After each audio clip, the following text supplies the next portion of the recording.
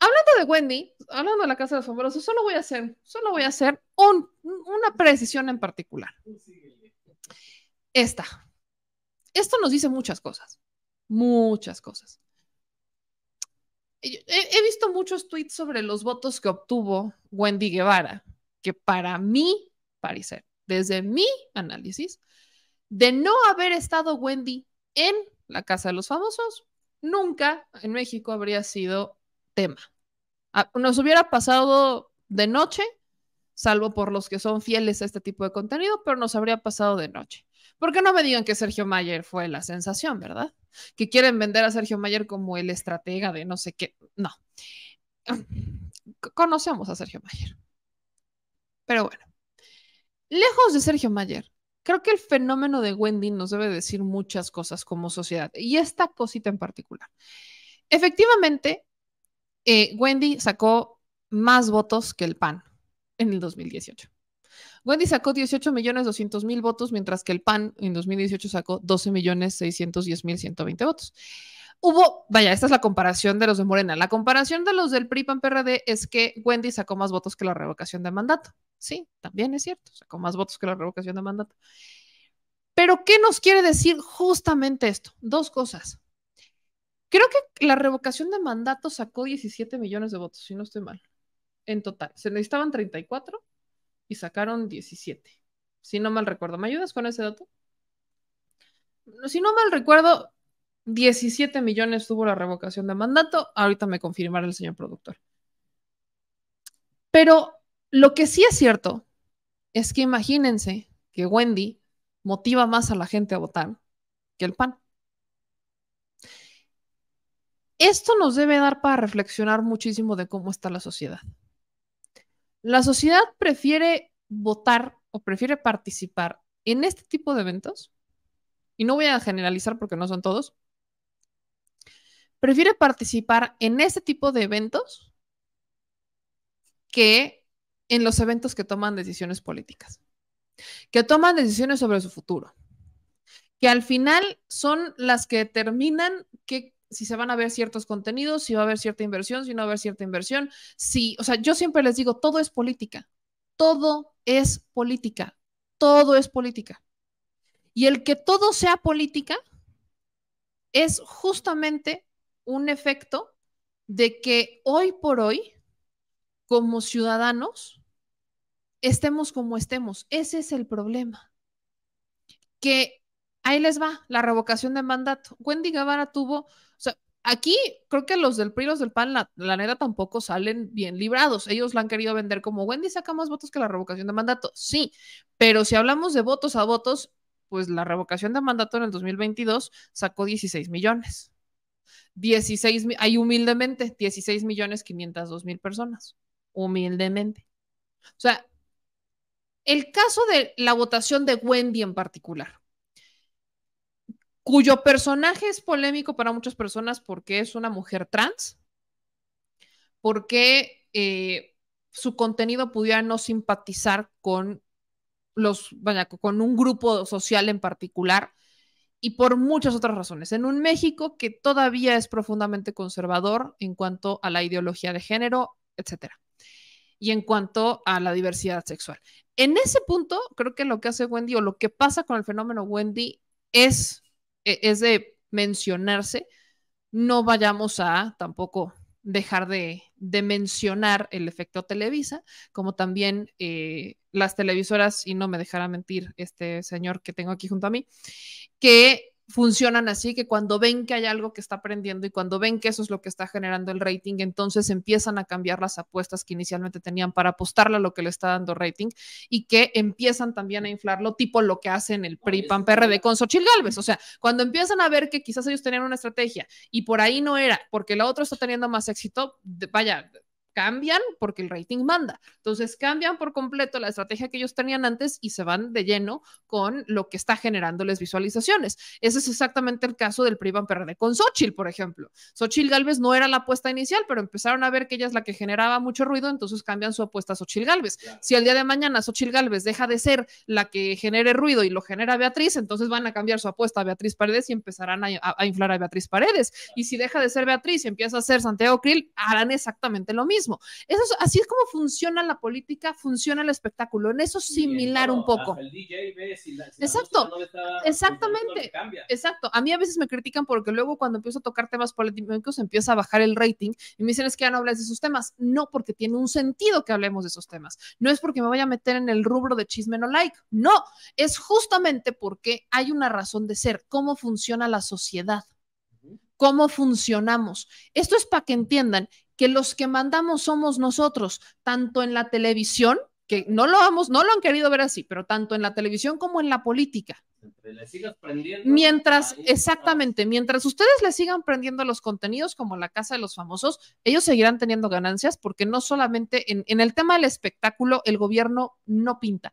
En el tema del espectáculo son contratos millonarios de publicidad con empresas multimillonarios, más de lo que el gobierno pudiera dar.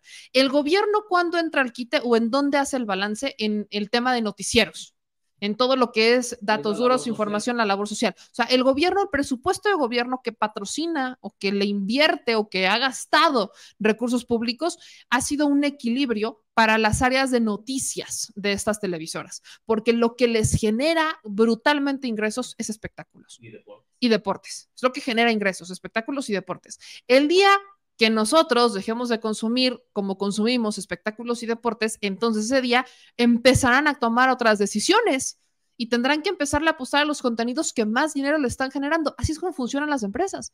Así es como funciona la política también. ¿Cuándo logramos cambiar de gobierno? Cuando la gente dijo, voy a dejar de votar por esto, voy a empezar a votar por este. Y ese día cambió la política por completo en México. Y se tiene que seguir transformando. Pero entiendan que el poder social, el poder que tenemos como consumidores, el poder que tenemos como sociedad, es más grande del que las empresas quieren reconocer públicamente. El día, caso TV Azteca, que le empecemos a pagar a Azteca a todos, que dejemos de mencionar a Salinas Pliego, que dejemos de hablar del tema, que dejemos de darle importancia, ese día verán cómo Salinas Pliego, cuando empiece a mermar en sus utilidades, van a ver cómo cambia de estrategias. Porque lamentablemente, mientras Salinas siga teniendo este club de fans, que lo sigue viendo, porque recordemos, Salinas está pagando por sus seguidores.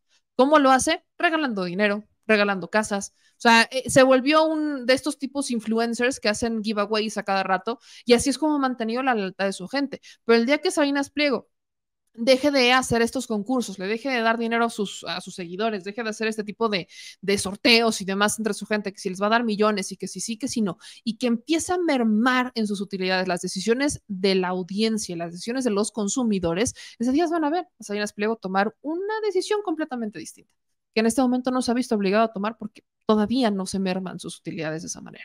En el caso de Azteca, de Televisa, es exactamente lo mismo. O sea, de verdad que si no hubiera tenido este rating La Casa de los Famosos por el fenómeno Wendy, por las mismas decisiones, tampoco veríamos a Enrique Alamadrid trepado en La Casa de los Famosos para subir un video y un contenido de qué bonita es la vida y les voy a enseñar a ser papás, pero hashtag La Casa de los Famosos México, ¿no? ¿Por qué vivimos esto? ¿Por qué no cambian los contenidos? ¿Por qué no está pasando esta revolución de contenido que consumimos en los medios de comunicación? Porque no lo hemos exigido. Y sí, quizás no es como que voy a hablar y le voy a exigir al productor del contenido que lo cambie. No, eso es más difícil. ¿Cómo lo exiges? Con hechos, con purititos hechos. Por eso pongo el tema por eso hago esta reflexión para que entendamos el poder que tenemos como sociedad. No es para meterme en un tema de espectáculos nada más porque sí.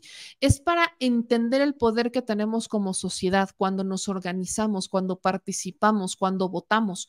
Somos capaces de cambiar el curso que alguien produjo en la historia de la televisión o de la política.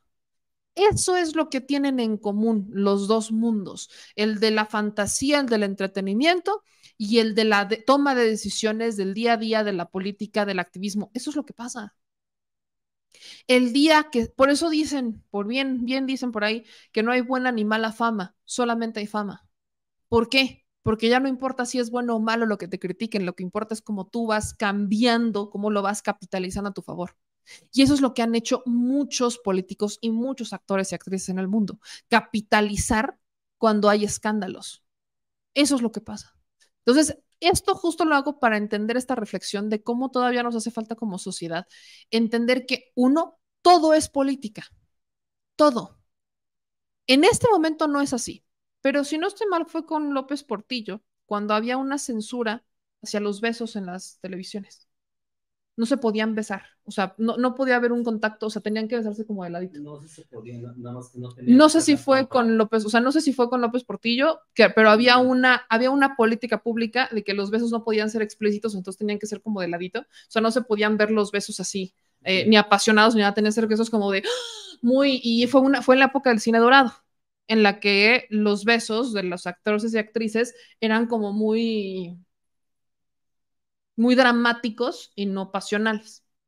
Eran políticas públicas que existían en ese momento, que eran consideradas de censura, porque cortaban la creatividad de los productores y de los guionistas, pero los hacían porque no querían que la sociedad se escandalizara. Imagínate tú qué van a pensar por un beso. Pero la minifalda, ¿qué tal? Y luego fueron cambiando esas políticas, pero imagínense en un mundo donde existen ese tipo de políticas, en algún momento hubo determinaciones para censurar ciertos tipos de contenidos, lo que pasa día con la prensa. O sea, el que hoy critiquemos a los chayoteros, como les decimos vulgarmente, no es que de la noche a la mañana haya ocurrido. Desde siempre hubo un control del gobierno hacia la prensa. Primero, o sea, la historia de los chayoteros, que a veces no se conoce al 100%, es que el Estado mexicano era dueño de la empresa de papel periódico. Entonces, todos los medios de comunicación tenían que comprarle al proveedor de gobierno, o sea, al gobierno, tenían que comprarle el papel con el que iban a imprimir sus ediciones. ¿Y qué pasaba si el gobierno veía algo en tu edición que no le gustaba o que no le convenía? Sí, era López Portillo. Simplemente no te imprimía o te retrasaba la impresión. Y empezaba la censura a través de presión. Esto después fue evolucionando con las concesiones de radio y televisión. ¿Quién es el dueño de este espacio? El gobierno. Y te empezaban a concesionar, empezó la concesión de los espacios de radio y televisión. Si algo ibas a decir en contra del gobierno, estaba en crisis o estaba en riesgo tu concesión, te podían censurar, te podían callar. ¿Cuándo cambia de un esquema de presión a un esquema de negocio? Porque podríamos llamarle extorsión, pero ni tanto, de negocio. Cuando los dueños de los medios de comunicación empezaron a entender que lejos de buscar la libertad de expresión, lo que buscaban era un negocio y que podían cambiarle la jugada al gobierno. Y se empezaron a hacer una serie de modificaciones en las que se empezaban a vender los tiempos de radio y televisión porque el gobierno también tenía la necesidad de informarle a las audiencias de los medios de comunicación. Y ahí empezó la historia de cómo terminaron los gobiernos pagando miles de millones de pesos a los medios de comunicación. Y los medios de comunicación, ya sin siquiera ser mencionado el asunto, entendían qué es lo que sí tenían que decir y qué es lo que no tenían que decir para evitar que ese dinero dejara de fluir. Esa es la manera en la que fue evolucionando este esquema de extorsión, presión a un esquema de negocio de medios de comunicación. Y esto pasaba con todos. Y los contratos eran tan jugosos que las televisoras podían contratar, no podían darse el lujo de tener tan malos contenidos y preservarlos por cumplir con ciertas cuotas o ciertos favores políticos, en vez de echarle coco y tener producciones que generaran un alto valor a la sociedad. Eso es exactamente lo que pasó con la transición de medios de comunicación. ¿Qué es lo que pasa hoy? Que esos recursos, si bien se siguen dando, ya no se dan a esa escala de rentabilidad. Ya no se dan tantos contratos multimillonarios y por ende las empresas de medios de comunicación tuvieron que hacer un reajuste brutal en sus contenidos para mantener lo que les era rentable.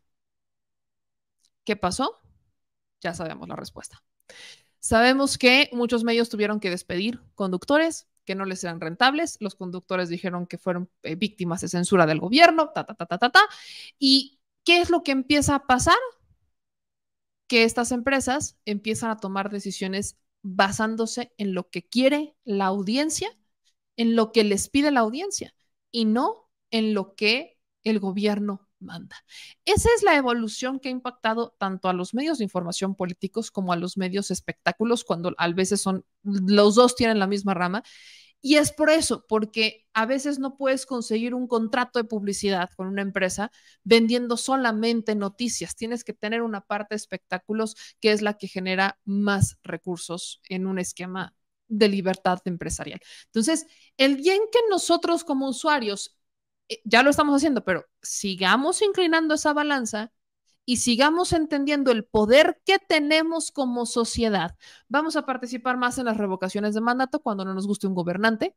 Vamos a participar más en las elecciones nacionales y estatales para sacar partidos políticos a los que ya no les queremos dar presupuesto porque consideramos que son un estorbo. Y vamos a mantener solamente a los que consideramos necesario. El día que entendamos el poder desde el aspecto político, vamos a entender qué es, hasta dónde puede llegar el poder de una sociedad organizada. Y no voy a hablar de sociedad civil, hablo de una sociedad, de una comunidad en general organizada. ¿Y qué es lo que pasa del otro lado de las televisoras? Exactamente lo mismo. ¿Queremos dejar de ver ese tipo de contenidos como La Rosa de Guadalupe? Déjenlos de ver. La Rosa de Guadalupe es de los contenidos más vistos en Televisa. Y debátanlo. Debátanlo.